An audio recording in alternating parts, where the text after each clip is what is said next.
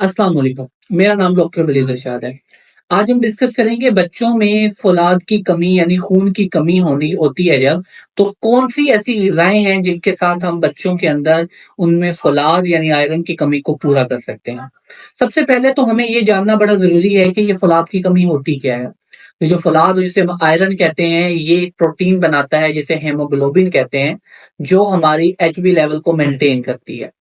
अगर जिस्म के अंदर फौलाद की कमी हो जाएगी तो आपके जिस्म में हेमोग्लोबिन की कमी हो जाएगी, जो आपके जिस्म का एक बहुत इंपॉर्टेंट प्रोटीन है, जो एक बहुत इंपॉर्टेंट जुज़ है आपके खून का, जिसका काम आपके लंग से ऑक्सीजन को लेके पूरे जिस्म में उसको लेके जाना और फिर वापस आकर दोबारा ऑक्सीजन को पूरे जिस्म में लेके आना होता है। तो इसलिए ये एक बहुत इंपॉर्टेंट प्रोटीन है जिसकी हमारी बॉडी को रिक्वायरमेंट होती है। लेकिन जैसे कि पाकिस्तान जैसे मुल्क के अंदर तकरीबन हर 10 में से 4 बच्चे जो होते हैं वो अनीमिक होते हैं, उनमें खून की कमी होती है, उनमें हीमोग्लोबिन कम होती है। तो आज हम डिटेल में डिस्कस करेंगे कि ऐसी कौन-सी ग़िज़ाएँ हैं जिनके साथ हम बच्चों के अंदर इस एचबी के लेवल को मेंटेन कर सकते हैं।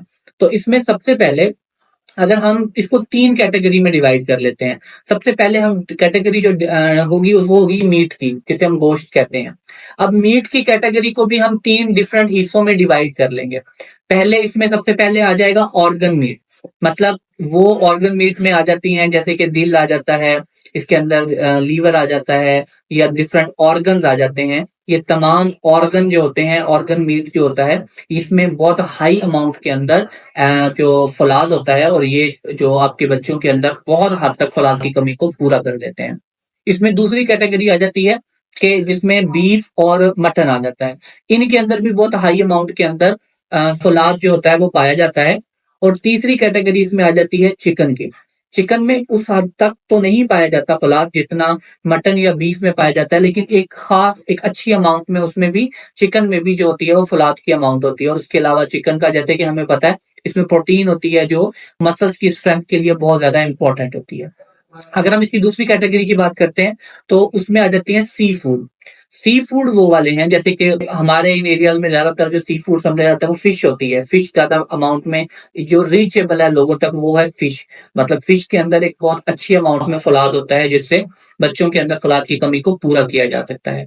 और उसके अलावा कुछ ड्राई नट्स होते हैं।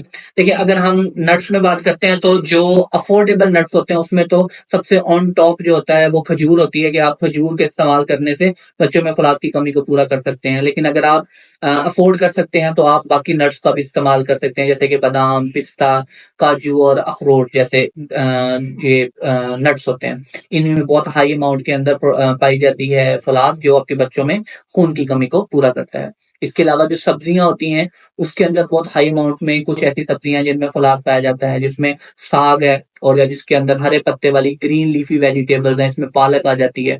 इनमें बहुत हाई अमाउंट के अंदर पाई जाती है आयरन पाई जाती है, जिससे हेमोग्लोबिन की कमी जो होती है वो जिस्म में पूरी हो जाती है।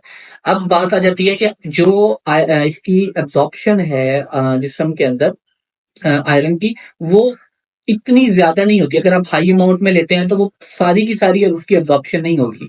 तो अगर आप चाहते हैं कि आपके जिस्म के अंदर आपके बच्चा जब वो तमाम चीजें ले रहा हो जो एचबी बनाती हैं फौलाद को इंक्रीज करने के लिए, तो फौलाद रिच डाइट के साथ आपको विटामिन सी देना बड़ा जरूरी होता है, क्योंकि जब आप कॉम्बिनेशन में आयरन और विटामिन सी देंगे तो उसकी एब्जॉर्प्शन बहुत अच्छी अमाउंट में होगी। विटामिन सी जितने भी आपके कुछ फ्रूट्स होते हैं, इन तमाम लेमन हो गया, माल्टा हो गया, इन तमाम के अंदर बेरीज होती हैं, इन तमाम के अंदर जो विटामिन सी एक बहुत अच्छी अमाउंट में पाया जाता है।